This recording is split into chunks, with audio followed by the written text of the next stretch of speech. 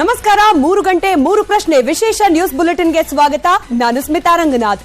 ನಿನ್ನೆಯಿಂದ ನ್ಯೂಸ್ 18 ನಲ್ಲಿ ಸುದ್ದಿಗಳನ್ನ ವಿನೂತನವಾಗಿ ವಿವರಿಸುವ ಪ್ರಯತ್ನವನ್ನ ಮಧ್ಯಾಹ್ನ 3 ಗಂಟೆಗೆ ಮಾಡೋ ಪ್ರಯತ್ನ ಆಗ್ತಾ ಇದೆ. ಬೆಳಗಿನಿಂದ ಸದ್ದು ಮಾಡೋ ಸುದ್ದಿಗಳನ್ನ 3 ಪ್ರಶ್ನೆಗಳ ಮೂಲಕ ಮತ್ತಷ್ಟು ಆಳವಾಗಿ ವಿವರಿಸುವ ಪ್ರಯತ್ನ ಇದಾಗಿರುತ್ತೆ. ಯಾಕೆ ಪ್ರಶ್ನೆಗಳ ಮೂಲಕ ಅನ್ನೋದಕ್ಕೂ ಕೂಡ ಇದೇ ಉತ್ತರ. ಯಾವುದೇ ಸುದ್ದಿ ಹುಟ್ಟೋದು ಪ್ರಶ್ನೆ ಕೇಳೋದ್ರಿಂದ, ಸುದ್ದಿ ಮಾಡೋದು ಆ ಪ್ರಶ್ನೆಗಳಿಗೆ ಉತ್ತರವನ್ನ ಕಂಡುಕೊಳ್ಳೋಕೆ, ಸದ್ದು ಮಾಡಿದ ಸುದ್ದಿ ಹಿಂದಿನ ಸತ್ಯ ತಿಳಿಯೋಕೆ 3 ಪ್ರಶ್ನೆ. ಇವತ್ತಿನ ಮೊದಲ ಸುದ್ದಿಯ ಸುತ್ತಾ ಇರುವ 3 ಪ್ರಮುಖ ಪ್ರಶ್ನೆಗಳ ಕಡೆಗೆ ಗಮನ ಕೊಡ್ತಾ ಹೋಗೋಣ. ಮೊದಲ ಸುದ್ದಿಯ ಮೊದಲ ಪ್ರಶ್ನೆ ಏನು ಅನ್ನೋದು, ಯಾವ ವಿಚಾರಕ್ಕೆ ಈ ಸುದ್ದಿ ಸದ್ದು ಮಾಡ್ತಾ ಇದೆ, ಯಾವ ಸುದ್ದಿ ಅದು ಅನ್ನೋದಕ್ಕೆ ಉತ್ತರ ಹುಬ್ಬಳ್ಳಿ ಧಾರವಾಡ ಪಾಲಿಕೆಗೆ ನಡೆದ ಚುನಾವಣೆ ವಿಚಾರ. ಸಾಕಷ್ಟು ಜಿದ್ದಾಜಿದ್ದಿನ ಕಣವಾಗಿ ಮಾರ್ಪಾಟಾಗಿತ್ತು. ಇನ್ಫ್ಯಾಕ್ಟ್ ಆ ಪ್ರದೇಶ ವ್ಯಾಪ್ತಿಯಲ್ಲಿ ಯಾವುದೇ ಅಸೆಂಬ್ಲಿ ಚುನಾವಣೆಗೂ ಕಮ್ಮಿ ಇಲ್ಲದಂತೆ ಪೈಪೋಟಿ, ರೆಸಾರ್ಟ್ ರಾಜಕೀಯ ಎಲ್ಲದಕ್ಕೂ ಕೂಡ ಹುಬ್ಬಳ್ಳಿ ಧಾರವಾಡ ಪಾಲಿಕೆಯ ಚುನಾವಣೆ ಕಾರಣವಾಗಿತ್ತು. ಹೀಗಾಗಿ ಯಾವ ಸುದ್ದಿ ಅನ್ನೋ ಪ್ರಶ್ನೆಗೆ ಉತ್ತರ ಹುಬ್ಬಳ್ಳಿ ಧಾರವಾಡ ಪಾಲಿಕೆ ಚುನಾವಣೆಯ ಸುದ್ದಿ. ಹಾಗಾದ್ರೆ ಯಾರಿಗೆ ಈ ಸುದ್ದಿ ಬಹಳಷ್ಟು ಪ್ರಾಮುಖ್ಯತೆಯನ್ನ ಪಡೆದುಕೊಂಡಿತ್ತು, ಅದಕ್ಕೂ ಕೂಡ ಉತ್ತರ ಇದೆ. ಹಾಗೆ ಜಯ ಯಾರಿಗ್ ಸಿಕ್ತು ಅನ್ನೋದಕ್ಕೂ ಕೂಡ ಉತ್ತರ ಇದೆ. ಆ ಉತ್ತರ ಬಿಜೆಪಿಗೆ ಜಯ ಸಿಕ್ಕಿದೆ. ವೀಣಾ ಭಾರದ್ವಾಡಗೆ ಮೇಯರ್ ಪಟ್ಟ ಒಲಿದು ಬಂದಿದೆ.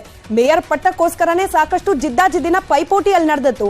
ಹಾಗೆ ಒಂದಷ್ಟು ನಾನು ಆಗ್ಲೇ ಹೇಳಿದಾಗೆ ರೆಸಾರ್ಟ್ ರಾಜಕೀಯ ಕೂಡ ನಡೆದಿತ್ತು. ಅಡ್ಡ ಮತದಾನಗಳಾಗಬಹುದು, ಹೈಜಾಕ್ ರಾಜಕೀಯಕ್ಕೆ ಸಾಕ್ಷಿ ಆಗಬಹುದು ಅನ್ನೋ ಆತಂಕ. ಎಲ್ಲ ಆತಂಕದ ನಡುವೆ ಕೂಡ ಬಿಜೆಪಿಗೆ ಅಲ್ಲಿ ದಿಗ್ವಿಜಯ ಲಭ್ಯ ಆಗಿದೆ. ವೀಣಾ ಭಾರದ್ವಾಡ ಅವರು ಮೇಯರ್ ಆಗಿ ಆಯ್ಕೆಯಾಗಿದ್ದಾರೆ. ಇದರ ಪರಿಣಾಮ ಯಾವ ರೀತಿಯ ಕಾಣೋಕ್ ಸಿಗತ್ತೆ ಅನ್ನೋದು 3ನೇ ಪ್ರಶ್ನೆ. ಆ 3ನೇ ಪ್ರಶ್ನೆಗೆ ಉತ್ತರ ಸಂಕ್ಷಿಪ್ತವಾಗಿ ನೋಡ್ಬಿಡೋಣ. ಮೊದಲನೇದಾಗಿ, ಕಾಂಗ್ರೆಸ್ ಸೇರಿದ್ದ ಶೆಟ್ಟರ್ಗೆ ಹಿನ್ನಡೆಯಾಗಿದೆ. ಹುಬ್ಬಳ್ಳಿ ಧಾರವಾಡ ಕ್ಷೇತ್ರದಲ್ಲಿ ಬಹಳಷ್ಟು ಪ್ರಭಾವ ಇರುವ ನಾಯಕರ ಪಟ್ಟಿಯಲ್ಲಿ ಸೇರ್ತಾರೆ ಜಗದೀಶ್ ಶೆಟ್ಟರ್ ಅವರು. ಕಳೆದ ಚುನಾವಣೆ ಹೊತ್ತಿಗೆ ಬಿಜೆಪಿ ಪಕ್ಷದ ಮೇಲೆ ಮುನಿಸ್ಕೊಂಡು ಕಾಂಗ್ರೆಸ್ ಕೈ ಹಿಡಿದಿದ್ರು. ಈ ಪ್ರಕ್ರಿಯೆ ಆದ ನಂತರದಲ್ಲಿ ಆ ವ್ಯಾಪ್ತಿಯಲ್ಲಿ, ಹುಬ್ಬಳ್ಳಿ ಧಾರವಾಡ ಪ್ರದೇಶ ವ್ಯಾಪ್ತಿಯಲ್ಲಿ ನಡೀತಾ ಇರುವ ಮೊದಲ ಚುನಾವಣೆ. ಹೀಗಾಗಿ ಶೆಟ್ಟರ್ ಅವರ ಪ್ರಭಾವ ಎಷ್ಟರ ಮಟ್ಟಿಗೆ ಬೀರತ್ತೆ ಈ ಚುನಾವಣೆಯಲ್ಲಿ ಅನ್ನೋ ಲೆಕ್ಕಾಚಾರವನ್ನ ಕೂಡ ಈ ಚುನಾವಣೆಯಿಂದ ಅಳೆದು ತೂಗುವ ಪ್ರಯತ್ನವನ್ನ ಮಾಡಲಾಗಿತ್ತು. ಆದ್ರೆ ಕಾಂಗ್ರೆಸ್ ಸೇರಿದ ಶೆಟ್ಟರ್ ಅವರಿಗೆ ಈ ಚುನಾವಣೆಯಲ್ಲಿ ತೀವ್ರ ಮುಖಭಂಗ ಆಗಿದೆ, ಹಿನ್ನಡೆಯಾಗಿದೆ. ಇದರ ಪರಿಣಾಮ ಶೆಟ್ಟರ್ ಅವರ ವ್ಯಕ್ತಿತ್ವ, ವರ್ಚಸ್ ಮೇಲೆ ಯಾವ ರೀತಿ ಆಗುತ್ತೆ ಅನ್ನೋದನ್ನ ಮುಂದಿನ ದಿನಗಳಲ್ಲಿ ಕಾದ್ ನೋಡಬೇಕಾಗಿದೆ. ಇವೆಲ್ಲ ಇಷ್ಟು ಮಾತ್ರ ಅಲ್ಲ, ಈ ಚುನಾವಣೆಗೆ ಸಂಬಂಧಪಟ್ಟಂತೆ ಮತ್ತಷ್ಟು ಡೀಟೇಲ್ ರಿಪೋರ್ಟ್ ಅನ್ನ ನಿಮ್ಮುಂದಿಡುವ ಪ್ರಯತ್ನವನ್ನ ಮಾಡ್ತಾ ಹೋಗ್ತೀವಿ. ಶೆಟ್ಟರ್ ಅವರಿಗೆ ಹಿನ್ನಡೆ ಆಯ್ತಲ್ಲ, ಅದರಿಂದ ಮುಂದಾಗಬಹುದಾದ ಡೆವಲಪ್ಮೆಂಟ್ಸ್ ಯಾವ ರೀತಿ ಇರಬಹುದು ಅನ್ನೋದಕ್ಕೆ ಒಂದಷ್ಟು ಅಂದಾಜ್ ಕೂಡ ಗಮನಿಸ್ತಾ ಹೋಗೋಣ. ಹುಬ್ಬಳ್ಳಿ ಧಾರವಾಡ ಪಾಲಿಕೆಯಲ್ಲಿ ಮತ್ತೆ ಬಿಜೆಪಿಗೆ ಮೇಲುಗೈ ಆಗಿದೆ. ಬಿಜೆಪಿ ಭದ್ರಕೋಟೆ ಅಂತ ಹೇಳಿ ಪರಿಗಣಿಸಲಾಗ್ತಾ ಇತ್ತು ಈ ಪ್ರದೇಶವನ್ನ. ಈ ಬಾರಿಯ ಅಸೆಂಬ್ಲಿ ಚುನಾವಣೆ ಸಂದರ್ಭದಲ್ಲಿ ಒಂದಷ್ಟು ಫಲಿತಾಂಶಗಳು ಉಲ್ಟಾ ಸೀದಾ ಆಗಿದ್ದನ್ನ ನಾವು ಗಮನಿಸಿದ್ವಿ ಕೂಡ. ಇದೀಗ ಮತ್ತೆ ಪಾಲಿಕೆಯ ಮೇಯರ್ ಹುದ್ದೆ ಬಿಜೆಪಿಗೆ ದೊರೆಯೋ ಮೂಲಕ ಮತ್ತು ಅಸ್ತಿತ್ವ ಇದೇ ಬಿಜೆಪಿಗೆ ಆ ಭಾಗದಲ್ಲಿ ಅನ್ನೋದಕ್ಕೆ ಒಂದು ಸಾಕ್ಷ್ಯ ಲಭ್ಯವಾದಂತಿದೆ. ಸರ್ಕಾರ ಕಾಂಗ್ರೆಸ್ ಇದ್ರೂ ಕೂಡ ಪಾಲಿಕೆಯನ್ನ ಗೆಲ್ಲೋಕ್ ಆಗ್ಲಿಲ್ಲ ಅನ್ನೋದು ಮುಂದಿನ ದಿನಗಳಲ್ಲಿ ರಾಜಕೀಯ ವಲಯದಲ್ಲಿ ಬಹಳಷ್ಟು ಚರ್ಚೆಗೆ ಒಳಪಡೋ ಸಾಧ್ಯತೆ. ಬೇರೆ ಯಾರು ಚರ್ಚೆ ಮಾಡ್ತಾರೋ ಇಲ್ಲೋ, ಬಿಜೆಪಿ ನಾಯಕರು, ಅದರಲ್ಲೂ ಆ ಪ್ರದೇಶ ವ್ಯಾಪ್ತಿಯ ನಾಯಕರಂತೂ ಈ ವಿಚಾರವನ್ನ ಪದೇ ಪದೇ ಪ್ರಸ್ತಾಪ ಮಾಡೋ ಸಾಧ್ಯತೆ ಇರುತ್ತೆ. ಸರ್ಕಾರ ಕಾಂಗ್ರೆಸ್ ಪಕ್ಷದಿದ್ರೂ ಕೂಡ ಜನ ಅಲ್ಲಿ ರಿಜೆಕ್ಟ್ ಮಾಡಿದ್ದಾರೆ. ಪಾಲಿಕೆ ಗೆಲ್ಲಿಕ್ಕಾಗ್ಲಿಲ್ಲ, ಪಾಲಿಕೆಯ ಮೇಯರ್ ಸ್ಥಾನದಲ್ಲಿ ಗೆಲುವನ್ನ ದಕ್ಕಿಸ್ಕೊಳ್ಳೋಕ್ ಆಗ್ಲಿಲ್ಲ ಅನ್ನೋ ವಿಚಾರ ಇನ್ನು ಮುಂದೆ ಪದೇ ಪದೇ ಪ್ರಸ್ತಾಪ ಆಗೋ ಸಾಧ್ಯತೆ. ಕಾಂಗ್ರೆಸ್ಗೆ ಮುಜುಗರನ್ನ ತಂದೊಡ್ಡುವ ಪ್ರಯತ್ನವಾಗಿ. ಇದರ ಜೊತೆಗೆ ನಾನಾಗ್ಲೇ ಹೇಳ್ತಾ ಇದ್ದ ಹಾಗೆ ಆಪರೇಷನ್ ಪ್ರಯತ್ನಗಳನ್ನ ನಡೆಸೋ ಆತಂಕ ಆಯ್ತು. ಹೀಗಾಗಿಯೇ ಒಂದಷ್ಟು ಮಂದಿಯನ್ನ, ಅಂದ್ರೆ ಯಾರೆಲ್ಲ ವೋಟರ್ಸ್ ಅಂತ ಹೇಳಿ ಈ ಪಾಲಿಕೆ ಚುನಾವಣೆಯಲ್ಲಿ ಬರ್ತಾರೆ, ಅವರನ್ನ ಹಿಡಿದಿಟ್ಕೊಳ್ಳೋ ಪ್ರಯತ್ನ ಕೂಡ ಮಾಡಲಾಗಿತ್ತು. ಅವರನ್ನ ರೆಸಾರ್ಟ್ಗೆ ಕರ್ಕೊಂಡು ಹೋಗೋ ಪ್ರಯತ್ನಗಳಾಗಿತ್ತು. ಆದ್ರೆ ಯಾವುದೇ ರೀತಿಯ ಆಪರೇಷನ್ ಪ್ರಯತ್ನಗಳು ಕೂಡ ನಡೀಲಿಲ್ಲ. ಅಡ್ಡ ಮತದಾನ ಆಗಬಹುದು ಅನ್ನೋ ಆತಂಕ ಕೂಡ ಆಯ್ತು. ಯಾಕೆ ಅಡ್ಡ ಮತದಾನ? ಇಲ್ಲಿ ಚುನಾವಣೆ ಸಂದರ್ಭದಲ್ಲಿ, ಅಸೆಂಬ್ಲಿ ಚುನಾವಣೆ ಸಂದರ್ಭದಲ್ಲಿ ಶೆಟ್ಟರ್ ಅವರು ಕಾಂಗ್ರೆಸ್ನಿಂದ ನಿಂತಿದ್ದ ಸಂದರ್ಭದಲ್ಲಿ ಬಿಜೆಪಿಯದ್ದೇ ಕೆಲ ಸಪೋರ್ಟರ್ಸ್, ಬಿಜೆಪಿಯದ್ದೇ ಕೆಲ ಕಾರ್ಯಕರ್ತರು, ನಾಯಕರು ಶೆಟ್ಟರ್ ಪರವಾಗಿ ಕೆಲಸ ಮಾಡಿದ್ರು ಅನ್ನೋ ಒಂದು ಮಾತು ಹುಬ್ಬಳ್ಳಿ ಧಾರವಾಡ ವ್ಯಾಪ್ತಿಯಲ್ಲಿ ಕೇಳೋಕ್ ಸಿಕ್ಕಿತ್ತು. ಎಲ್ಲಿ ಪಾಲಿಕೆ ಚುನಾವಣೆ ಸಂದರ್ಭದಲ್ಲೂ ಕೂಡ ಹೀಗೆ ಆಗತ್ತೆ, ಅಡ್ಡ ಮತದಾನ ಆಗಿ ಶೆಟ್ಟರ್ ಅವರ ಪರವಾಗಿ ಕಾಂಗ್ರೆಸ್ಗೆ ಮತಗಳು ಚಲಾವಣೆ ಆಗೋ ಸಾಧ್ಯತೆ ಇದೆ ಅನ್ನೋ ಆತಂಕ ಕೂಡ ಆಯ್ತು. ಆದ್ರೆ ಯಾವುದೇ ರೀತಿಯ ಅಡ್ಡ ಮತದಾನ ಪ್ರಕ್ರಿಯೆ ಈ ಚುನಾವಣೆಯಲ್ಲಿ ಕಾಣೋಕೆ ಸಿಗಲಿಲ್ಲ. ಇದರ ನೇರ ಫಲಿತಾಂಶವಾಗಿ ಮೇಲುಗೈ ಸಾಧಿಸದೆ ಬಿಜೆಪಿ ಶೆಟ್ಟರ್ ಅವರ ಶತ ಪ್ರಯತ್ನ ಇಲ್ಲಿ ಈಡೇರಲಿಲ್ಲ. ತಮ್ಮದೇ ಆದ ರೀತಿಯ ತಂತ್ರಗಾರಿಕೆಯನ್ನ ಶೆಟ್ಟರ್ ಅವರು ಮಾಡಿದ್ರು, ತಮ್ಮ ಪಕ್ಷದ ಪರವಾಗಿ ಈ ಫಲಿತಾಂಶವನ್ನ ತಿರುಗಿಸಿಕೊಳ್ಳೋ ಪ್ರಯತ್ನವಾಗಿ. ಆದ್ರೆ ಯಾವುದೇ ಪ್ರಯತ್ನ ಕೂಡ ಇಲ್ಲಿ ಕೈ ಹಿಡಿಲಿಲ್ಲ ಶೆಟ್ಟರ್ ಅವರಿಗೆ. ಅದರ ಬದಲಾಗಿ ನೇರಾನೇರವಾಗಿ ಶೆಟ್ಟರ್ ಅವರ ವಿರುದ್ಧವಾಗಿ ತೊಡೆತಟ್ಟಿ ನಿಂತವರು ಈ ಚುನಾವಣೆಯಲ್ಲಿ ಕೇಂದ್ರ ಸಚಿವ ಪ್ರಹ್ಲಾದ್ ಜೋಶಿ ಅವರು. ಪ್ರಹ್ಲಾದ್ ಜೋಶಿ ಅವರ ನೇತೃತ್ವದಲ್ಲಿ ಆದ ಈ ಒಂದು ಎಫರ್ಟ್ಗೆ ಒಂದಷ್ಟು ಯಶಸ್ಸಂತೂ ಸಿಕ್ಕಿದೆ. ಅಲ್ಲಿಗೆ ಹುಬ್ಬಳ್ಳಿ ಧಾರವಾಡ ಪಾಲಿಕೆ ಚುನಾವಣೆಯ ಫಲಿತಾಂಶ ಬಿಜೆಪಿಗೆ ಚಿಕ್ಕ ಬೂಸ್ಟರ್ ಡೋಸೇಜ್ ಆಗಿ ಪರಿಣಮಿಸೋ ಸಾಧ್ಯತೆಗಳು ಕಂಡು ಬರ್ತಾ ಇದೆ. ಇನ್ನು ಈ ಹುಬ್ಬಳ್ಳಿ ಧಾರವಾಡ ಪಾಲಿಕೆ ಚುನಾವಣೆಯ ಮತ್ತಷ್ಟು ಇನ್ಸೈಡ್ ಡೀಟೇಲ್ಸ್ ನೊಂದಿಗೆ ಲೈವ್ ಕನೆಕ್ಟೆಡ್ ಇದ್ದಾರೆ ನಮ್ಮ ಪ್ರತಿನಿಧಿ ತಿಮ್ಮೇಗೌಡ. ಈ ಸುದ್ದಿಯನ್ನ ಕೂಡ 3 ಪ್ರಶ್ನೆ ಮೂಲಕ ಮತ್ತಷ್ಟು ಆಳವಾಗಿ ತಿಳ್ಕೊಳ್ಳೋ ಪ್ರಯತ್ನ ಮಾಡಬಹುದಾ? ಈಗ ಅಡ್ಡ ಮತದಾನ ಆಗಬಹುದು, ರೆಸಾರ್ಟ್ ರಾಜಕೀಯ ಆಗಬಹುದು ಅನ್ನೋ ಆತಂಕ ಆಯ್ತು, ನಡಿಲಿಲ್ಲ ಅನ್ನೋದಕ್ಕೆ ಪ್ರಮುಖವಾಗಿ ಕಾರಣವಾದ ಫ್ಯಾಕ್ಟರ್ ಏನು? ಹಾಗೆ ಇಲ್ಲಿ ಶೆಟ್ಟರ್ ವರ್ಸಸ್ ಜೋಶಿ ಅನ್ನೋ ರೀತಿಯಲ್ಲಿ ಫೈಟ್ ಇತ್ತು. ಈ ಫಲಿತಾಂಶ ಯಾರ ವರ್ಚಸ್ಸು ಹಾಗೆ ಪ್ರಭಾವ ಪರಿಣಾಮದ ಮೇಲೆ ಯಾವ ರೀತಿ ಪರಿಣಾಮ ಬೀರುತ್ತೆ ಅನ್ನೋದು, ಕಾಂಗ್ರೆಸ್ ಪಕ್ಷದ ಸರ್ಕಾರ ಇದ್ರೂ ಕೂಡ ಬಿಜೆಪಿಗೆ ಮೇಲುಗೈ, ಇದು ಕೊಡ್ತಿರೋ ಸಂದೇಶ ಏನು? ಈ 3 ಪ್ರಶ್ನೆಗೆ ಉತ್ತರ ಕೊಡ್ತಾ ಹೋಗೋದಾದ್ರೆ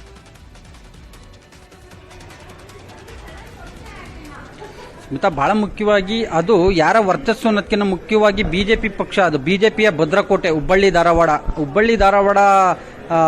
ಇದಿದೆಯಲ್ಲ, ಹುಬ್ಬಳ್ಳಿ ಧಾರವಾಡ ಅವಳಿ ಜಿಲ್ಲೆ ಇದೆಯಲ್ಲ, ಅದು ಎಲ್ಲ ಒಂದ್ ಕಡೆಯಾಗಿ ಅವಳಿ ಕ್ಷೇತ್ರ ಅದು ಬಿಜೆಪಿ ಭದ್ರಕೋಟೆ ಆಗಿರ್ತಕ್ಕಂಥ ಹಿನ್ನೆಲೆಯಲ್ಲಿ ಸಹಜವಾಗಿ ಅದು ಈ ಹಿಂದಿನಿಂದಲೂ ಕೂಡ ಸ್ಥಳೀಯ ಸಂಸ್ಥೆ ಆಗಿರ್ಬೋದು, ಮತ್ತೊಂದು ಕಡೆಯಾಗಿ ಬೇರೆ ಬೇರೆಯಾದಂಥ ಚುನಾವಣೆಗಳಲ್ಲಿ ಬಿಜೆಪಿ ಪಕ್ಷವೇ ಪ್ರಾಬಲ್ಯವನ್ನ ಮೇಲುಗೈಯನ್ನ ಸಾಧಿಸಿಕೊಂಡು ಬರ್ತಾ ಇತ್ತು. ಆದರೆ ಈ ಬಾರಿಯ ಹುಬ್ಬಳ್ಳಿ ಧಾರವಾಡ ಮಹಾನಗರ ಪಾಲಿಕೆಯ ಮೇಯರ್ ಮತ್ತು ಉಪಮೇಯರ್ ಚುನಾವಣೆ ಇದೆಯಲ್ಲ, ಅದು ಎಲ್ಲ ಒಂದು ಕಡೆಯಾಗಿ ಕೇಂದ್ರ ಸಚಿವ ಪ್ರಹ್ಲಾದ್ ಜೋಶಿ ಮತ್ತೆ ಮಾಜಿ ಸಿಎಂ ಜಗದೀಶ್ ಶೆಟ್ಟರ್ ನಡುವಿನ ಒಂದು ಪ್ರತಿಷ್ಠೆಯ ಕಣವಾಗಿತ್ತು. ಯಾಕಂತ ಹೇಳಿದ್ರೆ ಜಗದೀಶ್ ಶೆಟ್ಟರ್ ಅವರು ಬಿಜೆಪಿಯಿಂದ ಹೊರಬಂದಂತ ಹಿನ್ನೆಲೆಯಲ್ಲಿ ಸಹಜವಾಗಿ ಅವರ ಬೆಂಬಲಿಗ ಕಾರ್ಪೊರೇಟರ್ಗಳು ಅಡ್ಡ ಮತದಾನ ಮಾಡ್ತಾರೆ ಎನ್ನುವಂತ ನಿಟ್ಟಲ್ಲಿ ಚರ್ಚೆ ಆಗ್ತಾ ಇತ್ತು.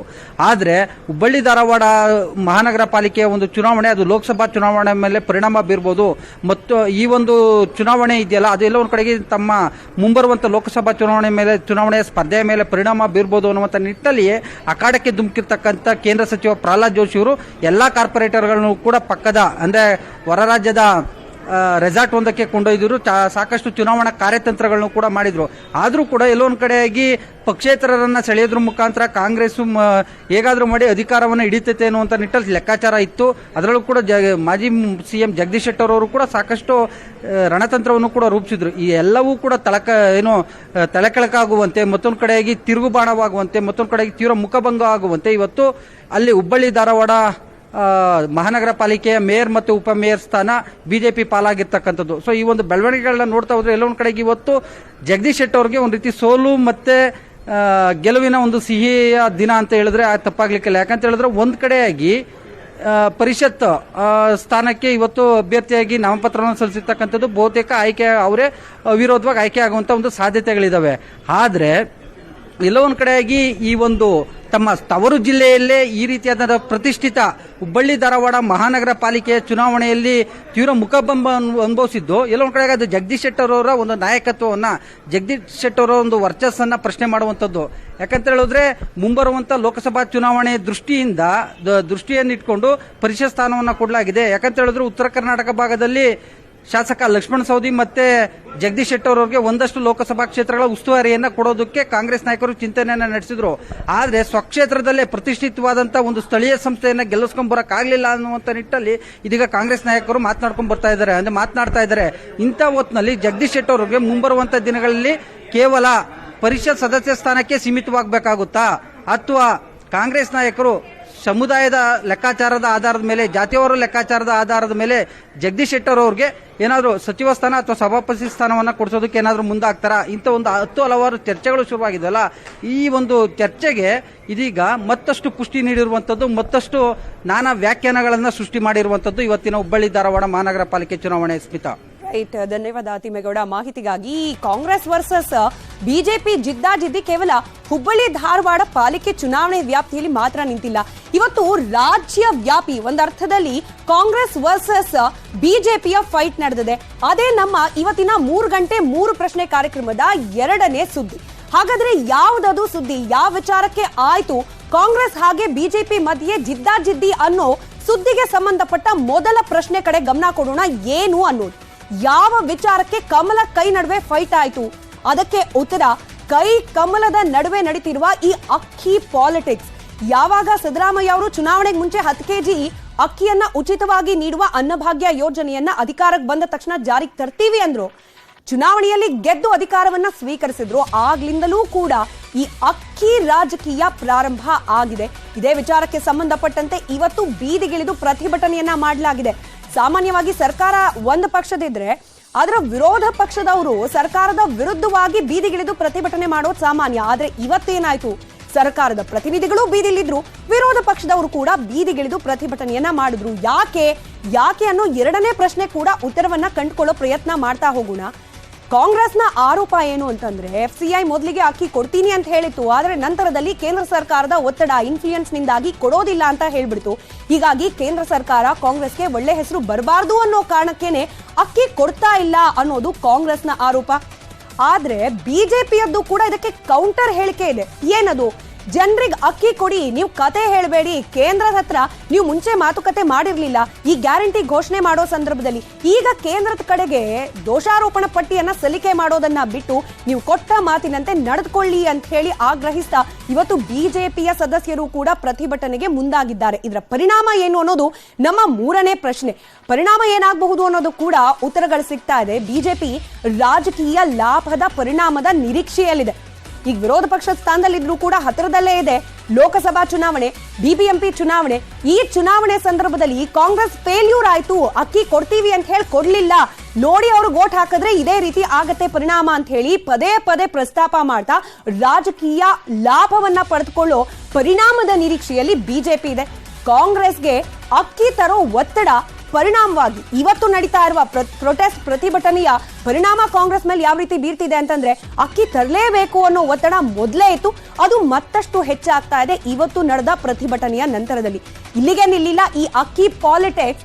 ಇವತ್ತು ಆದ ಬೆಳವಣಿಗೆಯ ಮತ್ತಷ್ಟು ಡೀಟೇಲ್ಸ್ ಅನ್ನ ನೋಡುವ ಪ್ರಯತ್ನವನ್ನ ಮಾಡ್ತಾ ಹೋಗೋಣ. ಇವತ್ತು ಯಾವ ರೀತಿ ಇತ್ತು ಪ್ರೊಟೆಸ್ಟ್? ಕಾಂಗ್ರೆಸ್ನಿಂದ ಕೆಪಿಸಿಸಿ ಅಧ್ಯಕ್ಷರಾದ ಡಿಕೆ ಶಿವಕುಮಾರ್ ಅವರ ನೇತೃತ್ವದಲ್ಲೇ ನಡೆಸಲಾಯಿತು ಇವತ್ತಿನ ಪ್ರತಿಭಟನೆ. ಡಿಕೆ ಶಿವಕುಮಾರ್ ಅವರ ಅಬ್ಬರದ ಭಾಷಣ, ಹಾಗೆ ರಸ್ತೆಯಲ್ಲಿ ನಿಂತು ಅವರು ಘೋಷಣೆಗಳನ್ನ ಕೂಗಿದ್ದು, ಹಾಗೆ ಹುರಿದುಂಬಿಸಿದ್ದು, ಕೇಂದ್ರ ಸರ್ಕಾರ ಹಾಗೆ ಬಿಜೆಪಿ ಪಕ್ಷದ ವಿರುದ್ಧವಾಗಿ ಹರಿಹಾಯ್ದಿದ್ದು, ಇದೆಲ್ಲದರ ನೇತೃತ್ವವನ್ನು ವಹಿಸಿದವರು ಡಿಕೆ ಶಿವಕುಮಾರ್ ಅವರು. ಇನ್ನು ಕಾಂಗ್ರೆಸ್ನ ಪ್ರತಿಭಟನೆ ಈ ರೀತಿ ಇದ್ರೆ ಬಿಜೆಪಿಯಲ್ಲಿ ಯಾರ್ದಿತ್ತು ನೇತೃತ್ವ? ಅದಕ್ಕೆ ಉತ್ತರ ಮಾಜಿ ಮುಖ್ಯಮಂತ್ರಿಗಳಾಗಿದ್ದ ಬಸವರಾಜ ಬೊಮ್ಮಾಯಿ ಅವರು ಮುನ್ನೆಲೆಯಲ್ಲಿದ್ರು, ಹಾಗೆ ಹಿಂದೆ ಕಂದಾಯ ಸಚಿವರಾಗಿದ್ದ ಆರ್ ಅಶೋಕ್, ಇವರಿಬ್ಬರ ನೇತೃತ್ವದಲ್ಲಿ ಬಿಜೆಪಿ ಪ್ರತಿಭಟನೆಯನ್ನ ಮಾಡ್ತು. ಆರ್ ಅಶೋಕ್ ನಾವು ಗಮನಿಸ್ತಾ ಇದ್ದೀವಿ, ಈ ಗ್ಯಾರಂಟಿ ಯೋಜನೆಗಳ ಕುರಿತಾಗಿ ಸಿಕ್ಕ ಸಂದರ್ಭದಲ್ಲೆಲ್ಲ ಕಾಂಗ್ರೆಸ್ನ ಕಾಲೆಳೆಯೋ ಪ್ರಯತ್ನವನ್ನ ಸತತವಾಗಿ ಮಾಡ್ತಿದ್ದಾರೆ. ಹಾಗೆ ಕಾಂಗ್ರೆಸ್ನಿಂದ ಬರ್ತಿರುವ ಹೇಳಿಕೆಗಳಿಗೆ ಬೊಮ್ಮಾಯಿ ಅವರು ಕೌಂಟರ್ ಕೊಡೋ ಪ್ರಯತ್ನವನ್ನ ಕೂಡ ಮಾಡ್ತಾ ಇದ್ದಾರೆ. ಹೀಗಾಗಿ ಈ ಇಬ್ಬರು ನಾಯಕರ ನೇತೃತ್ವದಲ್ಲೇ ನಡೀತು ಇವತ್ತು ಬಿಜೆಪಿಯ ಪ್ರತಿಭಟನೆ. ಇದರ ಜೊತೆಗೆ ಆರೋಪ ಪ್ರತ್ಯಾರೋಪಗಳು ಕೂಡ ಕೇಳೋಕ್ ಸಿಕ್ಕಿತ್ತು. ನಮ್ಮ ಯೋಜನೆಯನ್ನ ವಿಫಲಗೊಳಿಸೋ ಯತ್ನವನ್ನ ಮಾಡ್ತಾ ಇದೆ ಅನ್ನೋದು ಕಾಂಗ್ರೆಸ್ನ ವಾದ. ನಾವು 5 ಗ್ಯಾರಂಟಿ ಜೊತೆಗೆ ಇನ್ನೂ ಅತ್ಯುತ್ತಮವಾದ ಯೋಜನೆಗಳನ್ನ ಜಾರಿಗೆ ತರಬೇಕು, ಜನರಿಗೆ ಅನುಕೂಲ ಮಾಡಬೇಕು ಅನ್ನೋ ಇರಾದೆಯಲ್ಲಿದ್ದೀವಿ. ಆದ್ರೆ ಕೇಂದ್ರ ಸರ್ಕಾರ ಅಕ್ಕಿ ಕೊಡದಲೆ ನಮ್ಮ ಯೋಜನೆಯನ್ನ ವಿಫಲಗೊಳಿಸೋ ಪ್ರಯತ್ನ ಮಾಡ್ತಿದೆ ಅನ್ನೋದನ್ನ ಮತ್ತೊಮ್ಮೆ ಇವತ್ತು ಪ್ರತಿಭಟನಾ ಗ್ರೌಂಡ್ ನಿಂದಲೇ ಹೇಳೋ ಪ್ರಯತ್ನವನ್ನ ಕಾಂಗ್ರೆಸ್ನ ನಾಯಕರು ಮಾಡಿದ್ರು.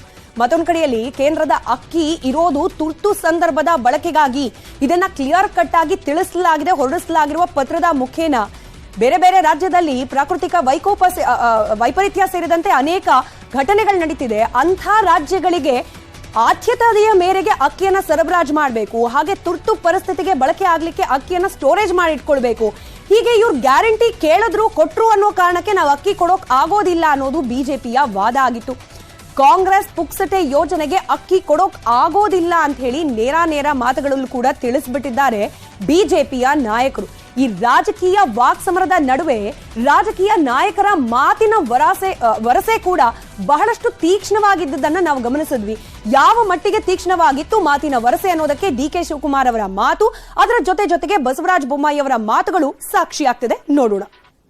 ಕೇಂದ್ರ ಸರ್ಕಾರ ನಮಗೆ ಆಗ್ಲೇ ಅಕ್ಕಿ ಕೊಡ್ತೀವಿ ಅಂತ ಹೇಳಿದ್ರು. ಅಕ್ಕಿ ಅಂದ್ರೆ ನಮ್ಗೆ ಪುಕ್ಸಟೆ ಅಲ್ಲ, ಅವ್ರ ಹತ್ರ ಅಕ್ಕಿ ಇದೆ, ಅವರು ಶೇಖರಣೆ ಮಾಡಿದ್ದಾರೆ, ಅದನ್ನ ಕೊಡ್ತೀವಿ, ಹಣ ಕಟ್ಟಿಸ್ಕೊಂಡು 34 ರೂಪಾಯಿ ಪ್ಲಸ್ ಟ್ರಾನ್ಸ್ಪೋರ್ಟೇಷನ್ ದುಡ್ಡು ಕಟ್ಸ್ಕೊಂಡು ಕೊಡ್ತೀವಿ ಅಂತ ಹೇಳಿದ್ರು.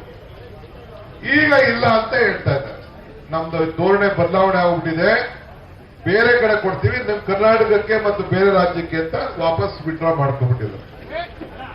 ಈಗ ಅದನ್ನ ನಾವು ಅದಕ್ಕೋಸ್ಕರ ಇವತ್ತು ಪ್ರತಿಭಟನೆ ಮಾಡ್ತಾ ಇದ್ದೇವೆ. ಬಡವರಿಗೆ 10 ಕೆಜಿ ನೀವು ಕೇಂದ್ರ ಸರ್ಕಾರ ಸಾಗರ ಕೊಡಲಿಲ್ಲ ಅಂದ್ರೂ ಬೇರೆ ಬೇರೆ ರಾಜ್ಯದಲ್ಲಿ ಹೋಗಿ ಖರೀದಿ ಮಾಡಿ ಈಗಾಗಲೇ ನಮ್ಮ ಮಂತ್ರಿಗಳು, ಮುಖ್ಯಮಂತ್ರಿಗಳು, ನಮ್ಮ ಅಧಿಕಾರಿಗಳೆಲ್ಲ ಸಂಪರ್ಕದಲ್ಲಿದ್ದಾರೆ. 5 ಕೆಜಿ ಕೊಡೋಷ್ಟು ಅಕ್ಕಿ ಇವತ್ತು ನಮ್ಮತ್ತಿದೆ. ಇನ್ನು 5 ಕೆಜಿ ಬೇಕು ಎಲ್ಲ ಯೋಚನೆ ಮಾಡ್ತಾ ಇದ್ದೀವಿ. ಇವತ್ತು ಕೇಂದ್ರ ಸರ್ಕಾರ ಇವತ್ತು ಏನು ಮಾತು ನಾವು ಕೊಟ್ಟಿದ್ದೇವೆ ಆ ಮಾತನ್ನ ಉಳಿಸ್ಕೊಳ್ಬಾರದು ಅಂತೇಳಿ ಜನರು ನಮ್ಮ ಮೇಲೆ ಆಕ್ರೋಶ ವ್ಯಕ್ತಪಡಿಸಲಿ ಅಂತ ಇವತ್ತು ನಮಗೆ ಹಕ್ಕಿನ ಕೊಡ್ತಾ ಇಲ್ಲ. ಆ ಆಕ್ರೋಶ ನಮ್ಮ ಮೇಲಲ್ಲ, ಬಿಜೆಪಿ ಸರ್ಕಾರದ ವಿರುದ್ಧ ಆಕ್ರೋಶವನ್ನ ವ್ಯಕ್ತಪಡಿಸಲಿಕ್ಕೆ ಇಡೀ ರಾಜ್ಯದ ಜನತೆ ಸಜ್ಜಾಗಿದ್ದಾರೆ. ಏನು ಮಾತು ಕೊಟ್ಟಿದ್ದೇವೆ ಆ ಮಾತನ್ನ ಉಳಿಸ್ಕೊಳ್ತೇವೆ. ಜನರಿಗೆ ಅಧಿಕಾರ ಇದಕ್ಕಾಗಿ ನಿಮಗೆ ಜನ ಮತ ಹಾಕಿದ್ರ? ಇದೊಂದು ಸ್ಪಷ್ಟವಾಗಿರುವಂತಹ ಜನ ವಿರೋಧಿ, ಬಡವರ ವಿರೋಧಿ, ರೈತರ ವಿರೋಧಿ ಸರ್ಕಾರ. ಈಗಾಗಲೇ ರೈತ ಸಂಘ ಪ್ರತಿಭಟನೆ ಮಾಡಿದ್ವಿ. ರೈತರು, ವಿದ್ಯಾರ್ಥಿಗಳು, ಹೆಣ್ಣುಮಕ್ಕಳು, ಸಾಮಾನ್ಯ ಬಡವರು, ಕೈಗಾರಿಕೆ ಉದ್ಯಮಿಗಳು ಎಲ್ಲರೂ ಕೂಡ ತಿರುಗಿ ಬೀಳ್ತಾರೆ ಈ ಸರ್ಕಾರದ ವಿರುದ್ಧ. ಇವತ್ತು ಈ ಎಲ್ಲ ವಿಚಾರಗಳು ಇಟ್ಕೊಂಡು ನಾವು ಪ್ರತಿಭಟನೆ ಮಾಡಿದ್ರೆ ನಮ್ಮನ್ನ ಪ್ರತಿಭಟನೆ ಮಾಡೋದಕ್ಕೆ ಒಂದು ನಿಮಿಷನೂ ಕೂಡ ಬಿಡದೆ ನಮ್ಮ ನಾಯಕರನ್ನ, ನಮ್ಮ ಕಾರ್ಯಕರ್ತರನ್ನ ಅರೆಸ್ಟ್ ಮಾಡ್ತೀರಿ. ಪೊಲೀಸ್ ರಾಜ್ಯ ಪ್ರಾರಂಭ ಆಗಿದೆ ಕರ್ನಾಟಕದಲ್ಲಿ. ನಿಮ್ಮ ಪೊಲೀಸ್ ರಾಜ್ಯಕ್ಕೂ ಹೆದರೋದಿಲ್ಲ, ಯಾವುದಕ್ಕೂ ಹೆದರೋದಿಲ್ಲ. ನಿಮ್ಮ ಲಾಠಿಯಲ್ಲಿ ಶಕ್ತಿ ಇದೆಯೋ, ನಮ್ಮ ರಟ್ಟೆಯಲ್ಲಿ ಶಕ್ತಿ ಇದೆಯೋ ಪ್ರದರ್ಶನ ಆಗ್ತಿದೆ ಮುಂದಿನ ದಿನಗಳಲ್ಲಿ ಈ ರಾಜ್ಯದಲ್ಲಿ. ನೀವು ಮಾತ್ರ ಕೇಂದ್ರದ ವಿರುದ್ಧ ಮಂತ್ರಿಗಳಾಗಿ ಪ್ರತಿಭಟನೆಯನ್ನು ಮಾಡ್ತಾ ಇದ್ದೀರಿ. ಯಾಕೆ ಸಿದ್ದರಾಮಯ್ಯ ಹೋಗಬೇಕಾಯಿತು, ಕೇಂದ್ರದಲ್ಲಿ ಭೇಟಿಯಾಗಬೇಕಾಯಿತು, ಅಕ್ಕಿ ತರಬೇಕಾಯಿತು? ಪ್ರತಿಷ್ಠೆನ ನಿಮಗೆ ಪ್ರತಿಷ್ಠೆನ ಕೇಂದ್ರಕ್ಕೆ ಹೋಗುವಂತದ್ದು? ಕೇಂದ್ರವು ಕೂಡ ಜನರಿಂದ ಆಯ್ಕೆ ಆಗಿರುವಂತಹ ಒಂದು ಸರ್ಕಾರ. ಮೋದಿಜಿಯವರ ವಿರುದ್ಧ ನೀವು ಪ್ರತಿಭಟನೆ ಮಾಡಿದ್ರೆ ಏನಾಗುತ್ತೆ ಗೊತ್ತಾ? ಆಕಾಶಕ್ಕೆ ಉಗುಳ್ದಂಗೆ ಖಂಡಿತವಾಗಿಯೂ ನಿಮಗೆ ಅದು ವಾಪಸ್ ಬರ್ತದೆ. ಇದನ್ನೆಲ್ಲ ಮಾಡಿ ಲೋಕಸಭಾ ಗೆಲ್ತಿರುವಂತಹ ಭ್ರಮೆಯಲ್ಲಿ ನೀವಿದ್ದೀರಿ. ಕರ್ನಾಟಕ ಜನತೆನ ಪದೇ ಪದೇ ಮೋಸ ಮಾಡಕ್ ಸಾಧ್ಯ ಇಲ್ಲ. ನಮ್ಮ ಈ ಹೋರಾಟ ಮುಂದುವರಿತದೆ. ವಿಧಾನಸಭೆಯ ಒಳಗಡೆ, ವಿಧಾನಸಭೆಯ ಹೊರಗಡೆನೂ ಕೂಡ ಮುಂದುವರಿತದೆ. 3 ಗಂಟೆ 3 ಪ್ರಶ್ನೆಯಲ್ಲಿ 3ನೇ ಸುದ್ದಿಗೆ ಹೋಗೋ ಸಮಯ. ಈಗ ಈ ಬಿಜೆಪಿ ವರ್ಸಸ್ ಕಾಂಗ್ರೆಸ್ ಅನ್ನೋ ಫೈಟ್ ಜಿಲ್ಲಾ ಮಟ್ಟದಲ್ಲಿ ಯಾವ ರೀತಿ ಆಗ್ತಿದೆ ಅಂತ ಹೇಳಿ ಮೊದಲ ಸುದ್ದಿ ಹುಬ್ಬಳ್ಳಿ ಪಾಲಿಕೆ ಚುನಾವಣೆಯಲ್ಲಿ ನೋಡಿದ್ವಿ. ಹಾಗೆ ರಾಜ್ಯ ಮಟ್ಟದಲ್ಲಿ, ಪಕ್ಷ ಮಟ್ಟದಲ್ಲಿ ಯಾವ ರೀತಿ ಆಗಿದೆ ಅನ್ನೋದಕ್ಕೆ ಈ ಅಕ್ಕಿ ಪಾಲಿಟಿಕ್ಸ್ ನ ಸ್ಟೋರಿ ನೋಡಿದ್ವಿ. ಈ 3ನೇ ಸುದ್ದಿ ಇದೆಯಲ್ಲ, ಇದು ವೈಯಕ್ತಿಕ ಮಟ್ಟದಲ್ಲೂ ಕೂಡ ಕಾಂಗ್ರೆಸ್ ವರ್ಸಸ್ ಬಿಜೆಪಿ ಫೈಟ್ ನಡೀತಿದೆ ಅನ್ನೋದಕ್ಕೆ ಸಾಕ್ಷಿ ಆಗ್ತಿದೆ. ಹಾಗಾದ್ರೆ ಏನಿದು ಈ 3ನೇ ಸುದ್ದಿ ಅನ್ನೋದನ್ನ ಕೂಡ 3 ಪ್ರಶ್ನೆಗಳ ಮೂಲಕ ಅರ್ಥ ಮಾಡ್ಕೊಳ್ಳೋ ಪ್ರಯತ್ನ ಮಾಡ್ತಾ ಹೋಗೋಣ. ವೈಯಕ್ತಿಕ ಮಟ್ಟದಲ್ಲಿ ನಡೀತಿರುವ ಫೈಟ್ ಯಾವ ರೀತಿ ಇದೆ, ಯಾರ ನಡುವೆ, ಆ ಯಾರು ಅನ್ನೋ ಪ್ರಶ್ನೆಗೆ ಉತ್ತರ ಎಂಬಿ ಪಾಟೀಲ್, ಕೈಗಾರಿಕಾ ಸಚಿವರು. ಎಂಬಿ ಪಾಟೀಲ್ ಅವರ ಮಾತು ಹಾಗೆ ಪ್ರತಿಕ್ರಿಯೆಗಳು ಇತ್ತೀಚೆಗೆ ಸೋಷಿಯಲ್ ಮೀಡಿಯಾ ಸೇರಿದಂತೆ ಮಾಧ್ಯಮದಲ್ಲೂ ಕೂಡ ತೀರಾ ಸುದ್ದಿ ಹಾಗೆ ಸದ್ದನ್ನ ಮಾಡ್ತಾ ಇದೆ. ಯಾವ ಕಾರಣಕ್ಕೆ, ಏನು ಅನ್ನೋದನ್ನ ಕೂಡ ನಾವು 2ನೇ ಪ್ರಶ್ನೆ ಮೂಲಕ ಅರ್ಥ ಮಾಡ್ಕೊಳ್ಳೋಣ. ಪ್ರತಾಪ್ ಸಿಂಹ ಅವರ ವಿರುದ್ಧವಾಗಿ ಕಿಡಿಕಾರ್ತಿರೋದು ಪ್ರತಾಪ್ ಸಿಂಹ ಅವರ ಸ್ಟೇಟ್ಮೆಂಟ್, ಅದಕ್ಕೆ ಎಂಬಿ ಪಾಟೀಲ್ ಅವರ ಕೌಂಟರ್ ಸ್ಟೇಟ್ಮೆಂಟ್. ಕಳೆದ 2-3 ದಿನಗಳಿಂದ ನಿರಂತರವಾಗಿ ನಡೀತಲೇ ಇದೆ ಈ ವಾಕ್ ಸಮರ. ಯಾಕೆ ಎಂಬಿ ಪಾಟೀಲ್ ಅವರು ಸುದ್ದಿಯಲ್ಲಿದ್ದಾರೆ ಇವತ್ತು ಅನ್ನೋದನ್ನ ಕೂಡ ಆ ಪ್ರಶ್ನೆಗೆ ಉತ್ತರವನ್ನ ಕಂಡುಕೊಳ್ಳೋ ಪ್ರಯತ್ನ. ಚೇಳು ಅಂತ ಪ್ರಸ್ತಾಪ ಮಾಡೋದಕ್ಕೆ ಇದೀಗ ಎಂಬಿ ಪಾಟೀಲ್ ಅವರು ಆಕ್ರೋಶವನ್ನ ವ್ಯಕ್ತಪಡಿಸ್ತಾ ಇದ್ದಾರೆ. ನಾವು ಗಮನಿಸಿದ್ದೀವಿ ಪ್ರತಾಪ್ ಸಿಂಹ ಅವರ ಹೇಳಿಕೆಯನ್ನ. ಸಿದ್ದರಾಮಯ್ಯ ಅವರ ಚೇಲಾನ ನೀವು ಅನ್ನೋ ಒಂದು ನೇರ ಪ್ರಶ್ನೆಯನ್ನ ಎಂಬಿ ಪಾಟೀಲ್ ಅವರು ಕೇಳಿರ್ತಾರೆ. ಇದಕ್ಕೆ ತಿರುಗೇಟನ್ನ ನೀಡೋ ಸಂದರ್ಭದಲ್ಲಿ ಚೇಲ ನಾನಲ್ಲ, ನಾನು ಯಾರ ಹೆಗಲ ಮೇಲೂ ಕೂಡ ಬಂದೂಕನ್ನ ಇಡಲ್ಲ, ನನ್ನ ಹೆಗಲ ಮೇಲೂ ಕೂಡ ಯಾರಿಗೂ ಬಂದೂಕ್ ಇಡೋಕ್ ಬಿಡೋದಿಲ್ಲ, ಯಾರಿಗಾರ ಹೊಡಿಬೇಕಂದ್ರೆ ನೇರವಾಗಿ ಹೊಡಿತೀನಿ ಅನ್ನೋ ರೀತಿಯ ಸ್ಟೇಟ್ಮೆಂಟ್ ಅನ್ನ ಕೊಟ್ಬಿಟ್ರು ಎಂಬಿ ಪಾಟೀಲ್. ಇದರ ಜೊತೆಗೆ ಸಂತೋಷ್ ಅವರನ್ನ ಕೂಡ, BL ಸಂತೋಷ್ ಅವರನ್ನ ಕೂಡ ಎಳೆದು ತಂದು ಅವ್ರ ಬುಟ್ಟಿಲಿ ಬಹಳಷ್ಟು ಚೇಳಿರ್ಬೇಕು ಅಂತ ಕೂಡ ತಿರುಗೇಟ್ ನೀಡೋ ಪ್ರಯತ್ನವನ್ನ ಮಾಡ್ತಾ ಹೋದ್ರು ಎಂಬಿ ಪಾಟೀಲ್. ಇಲ್ಲಿಗೆ ನಿಲ್ಲಿಲ್ಲ. ಈ ವ್ಯಕ್ತಿ ನಡುವಿನ ಫೈಟ್, ಟಾಕ್, ವಾರ್ ಇದರ ಮುಂದುವರೆದ ಭಾಗ ಏನು ಗಮನಿಸ್ತಾ ಹೋಗೋಣ. ಇವರು ಚೇಲ ಅಂತಾರೆ, BL ಸಂತೋಷ್ ಚೇಳು ಅಂತಾರೆ ಅಂತ ಹೇಳಿ ಪ್ರತಾಪ್ ಸಿಂಹ ಅವರ ಹೇಳಿಕೆಗಳಿಗೆ ಕೌಂಟರ್ ಕೊಡ್ಲಿಕ್ಕೆ ಪ್ರಾರಂಭ ಮಾಡಿದ್ರು ಎಂಬಿ ಪಾಟೀಲ್ ಅವರು. ಸಿದ್ದರಾಮಯ್ಯ ಅವರ ಚೇಲ ಎಂಬಿ ಪಾಟೀಲ್ ಅನ್ನೋ ಹೇಳಿಕೆಗೆ ಕೌಂಟರ್ ಆಗಿ ಹೊರಬರ್ತಾ ಇದೆ ಈ ರೀತಿಯ ಎಂಬಿ ಪಾಟೀಲ್ ಅವರ ಹೇಳಿಕೆ. ನಾನು ಯಾರಿಗೂ ಕೂಡ ಚೇಲ ಅಲ್ಲ ಅಂತ ಹೇಳೋ ಮೂಲಕ ಆಕ್ರೋಶವನ್ನ ವ್ಯಕ್ತಪಡಿಸಿದ್ದಾರೆ ಎಂಬಿ ಪಾಟೀಲ್. ಸಂತೋಷ್ ಅವರ ಬುಟ್ಟಿಯಲ್ಲಿ ಇಂಥ ಚೇಳುಗಳೇ ಬಹಳ ಇರಬೇಕು. BL ಸಂತೋಷ್ ಅವರ ಬುಟ್ಟಿಯಲ್ಲಿ ಬಹಳಷ್ಟು ಚೇಳುಗಳಿರ್ಬೇಕು, ವಿಷಕಾರಿ ಚೇಳುಗಳಿರ್ಬೇಕು, ಅದು ಪ್ರತಾಪ್ ಸಿಂಹ ರೀತಿಯ ಚೇಳುಗಳಿರ್ಬೇಕು. ಅದಕ್ಕೇನೆ ಅವರು ಅವರಲ್ಲಿರುವ ಲೋಪದೋಷಗಳನ್ನ ಮುಚ್ಚಾಕೊಳ್ಳಿಕ್ಕೆ ನಮ್ಮ ಪಕ್ಷದ ವಿರುದ್ಧವಾಗಿ, ನನ್ನ ವಿರುದ್ಧವಾಗಿ ಈ ರೀತಿ ಹೇಳಿಕೆಯನ್ನ ನೀಡ್ತಿದ್ದಾರೆ ಅನ್ನೋ ಕೌಂಟರ್ ರಿಯಾಕ್ಷನ್ ಕೊಟ್ಟಿದ್ದಾರೆ ಎಂಬಿ ಪಾಟೀಲ್. ಅಲ್ಲಿಗೆ ನಿಲ್ಲಿಲ್ಲ. ಸಿದ್ದರಾಮಯ್ಯ ಅವರ ವಿಚಾರಕ್ಕೆ ಸಂಬಂಧಪಟ್ಟಂತೆ ಈಗ ಹೆಗಲ ಮೇಲೆ ಕೈ ಇಟ್ಟು ಬುಲೆಟ್ ಹೊಡೆಸೋದು ಅನ್ನೋ ಹೇಳಿಕೆಗೂ ಕೂಡ ಕೌಂಟರ್ ಕೊಟ್ಟರು ಎಂಬಿ ಪಾಟೀಲ್. ನನ್ನ ಹೆಗಲ ಮೇಲೆ ಯಾರೂ ಕೂಡ ಬಂದೂಕನ್ನ ಇಟ್ಟು ಹೊಡೆಯೋಕ್ ಆಗೋದಿಲ್ಲ. ಇನ್ ಕೇಸ್ ಏನಾದ್ರೂ ನಾನು ಯಾರನ್ನಾದ್ರೂ ಟಾರ್ಗೆಟ್ ಮಾಡಬೇಕು ಅಂತಾದ್ರೆ, ಯಾರನ್ನಾದ್ರೂ ಹೊಡಿಬೇಕು ಅಂತಾದ್ರೆ ನಾನೇ ಹೊಡಿತೇನೆ ಅನ್ನೋ ಖಡಕ್ ಡೈಲಾಗ್ ಅನ್ನ ಕೂಡ ಹೇಳಿ ಪ್ರತಾಪ್ ಸಿಂಹ ಅವರ ಹೇಳಿಕೆಗೆ ಕೌಂಟರ್ ಕೊಟ್ಟಿದ್ದಾರೆ ಎಂಬಿ ಪಾಟೀಲ್. ಇಷ್ಟಕ್ಕೆ ನಿಲ್ಲಿಲ್ಲ. ಕೇವಲ ನಾವು ವಿವರಿಸೋದು ಮಾತ್ರ ಅಲ್ಲ, ಸ್ವತಃ ಎಂಬಿ ಪಾಟೀಲ್ ಹಾಗೆ ಪ್ರತಾಪ್ ಸಿಂಹ ಅವರ ನಡುವೆ ನಡೀತಾ ಇರುವ ಈ ಟಾಕ್ ವಾರ್ ಅನ್ನ ಅವರ ಮಾತಿನಲ್ಲೇ ಕೇಳ್ಬಿಡಿ. ಖಾತೆ ಬೇಕು ಅಂತ ಹಠ ಹಿಡಿಯೋರಿಗೆ ಬಹುಶಃ ಹಿಂದೆ ಕಂತೆ ಸಿಕ್ಕಿರ್ಬೋದು ಅಂತ ಹೇಳಿದೆ. ನಾನು ಡಿ ಕೆ ಶಿವಕುಮಾರ್ ಅವರು ಸಿಗ್ತಾ ಇದೆ ಅಂತ ಹೇಳಿದ್ನ. ಇವರಿಗೆ ಇದರಲ್ಲಿ ಬಾಯಲ್ಲಿ ಚಿಲ್ಲರೆ ಅಂತ ಬರ್ತಾ ಇದೆಯಲ್ವಾ, ಇಲ್ಲಿ ಬರೀ ಚಿಲ್ಲರೆ ಬಿಡಿಗ ಸಿಗ್ತಾ ಇದೆ ಅಂತ ಅವ್ರಿಗೆ ಅನ್ಸಿರುತ್ತೆ, ಅಲ್ಲಿ ಕಂತೆ ಸಿಗ್ತಾ ಇತ್ತು ಅಂತ ಅನ್ಸುತ್ತೆ. ಮತ್ತು ನನ್ನ ಖಾತೆ ಬಗ್ಗೆ ಚಿಲ್ಲರೆ ಖಾತೆ ಅಂತೆ, ಇಂಡಸ್ಟ್ರೀಸ್ ಖಾತೆ. ನೀನು ಒಬ್ರು ಸಂಸದರು, ಒಂದು ಇಂಡಸ್ಟ್ರೀಸ್ ಡಿಪಾರ್ಟ್ಮೆಂಟ್ಗೆ ಬಹುಶಃ ಮೋದಿ ಅವ್ರಿಗೆ ಹೋಗಿ ಕೇಳಬೇಕು. ಹಿಂಗೆ ನೋಡಿ ಇಂಡಸ್ಟ್ರೀಸ್ ಖಾತೆ ಅಂದ್ರೆ ಚಿಲ್ಲರೆ ಖಾತೆ ಅಂದ್ರೆ ಮೋದಿ ಅವ್ರಿಗೆ ಹೋಗಿ ಕೇಳ್ಬಿಡಿಪ್ಪ ನೀವು. ಸಿದ್ದರಾಮಯ್ಯನವ್ರಿಗೆ ಹೇಳಕ್ ಹೇಳಿ, 5 ವರ್ಷ ನಾನೇ ಮುಖ್ಯಮಂತ್ರಿ ಅಂತ ಅವರೇ ಹೇಳಕ್ ಹೇಳಿ. ಈಗ ಸಿದ್ದರಾಮಯ್ಯನವ್ರು ಬಂದಕ್ಕೆ ಈಗ ಯಾಕ್ರಿ ಹೆಗಲು ಕೊಡ್ತಾ ಇದ್ರಿ? ಫಸ್ಟು ಈ ವಿಚಾರದ ಬಗ್ಗೆ ನೀವು ಆತ್ಮಾವಲೋಕನ ಮಾಡ್ಕೊಳ್ಳಿ. ನೀವು ಕೈಗಾರಿಕೆ ಮತ್ತು ಇನ್ಫ್ರಾಸ್ಟ್ರಕ್ಚರ್ ಡೆವಲಪ್ಮೆಂಟ್ ಡಿಪಾರ್ಟ್ಮೆಂಟಿನ ಮಂತ್ರಿ. ನೀವು ಸಿದ್ದರಾಮಯ್ಯನವರ ಚೇಲಾಪಡೆಯ ಅಧ್ಯಕ್ಷ ಅಲ್ಲ ನೀವು. ನಾನು ಕಾಂಗ್ರೆಸ್ ಪಕ್ಷದ ಚೇಲ. ಅವ್ರಿಗೆ ಬಹುಶಃ ಈ ಚೇಲಾಗಿರಿ ಮಾಡ್ಕೊಂತ ಅವ್ರಿಗೆ ರೂಢಿ ಇದೆ ಕಾಣ್ತದೆ. ಈ ಚೇಲಾಗಿಲ್ಲ ಶಬ್ದವನ್ನು ಬಳಸ್ಕೋತೀರಿ. ಇವ್ರು ಚೇಲ ಅಂತಾರೆ, ಅವ್ರು ಚೋಳ ಅಂತಾರೆ. ಯಾರು ಬೇಲ್ ಸಂತೋಷ್ ಅವ್ರು ಏನಂತಾರೆ ಅದಕ್ಕೆ? ನಮ್ಮಲ್ಲಿ ಚೋಳ ಅಂತೀವಿ ನಾವು. ಬಹುಶಃ ಸಂತೋಷ್ ಅವರು ಬುಟ್ಟಾಗ ಬಹಳಷ್ಟು ಚೋಳುಗಳು ಇರ್ಬೇಕು ಅವ್ರು. ಅದರಲ್ಲಿ ಅವ್ರ ಕಡೆ ಚೋಳುಗಳು ಬಹಳ ಕಡಿಯಾಕೆ ಚೋಳುಗಳು ಇಟ್ಕೊಂಡು ಸಾಕಿದ್ದಾರೆ ಮೋಸ್ಟ್ಲಿ ಸಂತೋಷ್ ಅವರು. ಇವತ್ತು ಇವ್ರಿಗೆ ಕಡೀರಿ, ಇವತ್ತು ನಾಳೆ ಇವ್ರಿಗೆ ಕಡೀರಿ ಅಂತೇಳಿ ನಮ್ಮ ರಾಷ್ಟ್ರೀಯ ಪ್ರಧಾನ ಕಾರ್ಯದರ್ಶಿ ಸಂತೋಷಿ ಅವ್ರ ಬಗ್ಗೆ ಮಾತಾಡಕ್ಕೆ ಶುರು ಮಾಡಿದ್ರು. ಏನೋ ಬ್ರಾಹ್ಮಣರು ಅಂತ ಏನು ದಿನ ಬೈಯೋದೆ ಬ್ರಾಹ್ಮಣರನ್ನ. ಸ್ವಾಮಿ, ಇಡೀ ದೇಶಾದ್ಯಂತ, ಇಡೀ ನಮ್ಮ ರಾಜ್ಯದಲ್ಲೂ ಕೂಡ ಬ್ರಾಹ್ಮಣರ ಪರ್ಸೆಂಟೇಜ್ ಎಷ್ಟಿದೆ? ಲೆಸ್ ದೆನ್ 2.5% ಇದೆ. ಯಾಕ್ರಿ ಬ್ರಾಹ್ಮಣರ ಬಗ್ಗೆ ಅಷ್ಟೊಂದು ದ್ವೇಷ? ಯಾರೋ ಒಬ್ಬರು ವ್ಯಕ್ತಿ ಎಂಬಿ ಪಾಟೀಲ್ರಿಗೆ ಯಾರು ಟೀಕೆ ಮಾಡಿದ್ರು, ಲಿಂಗಾಯತರಿಗೆ ಟೀಕೆ ಮಾಡಿದಂಗಲ್ಲ. BL ಸಂತೋಷ್ ಅವರು ಟೀಕೆ ಮಾಡಿದ್ರೆ ಬ್ರಾಹ್ಮಣರಿಗೆ ಟೀಕೆ ಮಾಡಿದಂಗಲ್ಲ. DK ಶಿವಕುಮಾರ್ ಅವರು ಟೀಕೆ ಮಾಡಿದ್ರೆ ಅದು ಒಕ್ಕಲಿಗರ ಟೀಕೆ ಮಾಡಿದಂತಲ್ಲ. ಇದನ್ನು ವೈದ್ಯ ಸಮಾಜಕ್ಕೆ ಹಚ್ಚುವಂತ ಕೆಲಸ ನಿಮ್ಗೆ ಎಲ್ಲಿಂದ ಕಲ್ತಿದ್ದೀವಿ? ಏನು ನಿಮ್ಮ ಉದ್ದೇಶ ಏನು?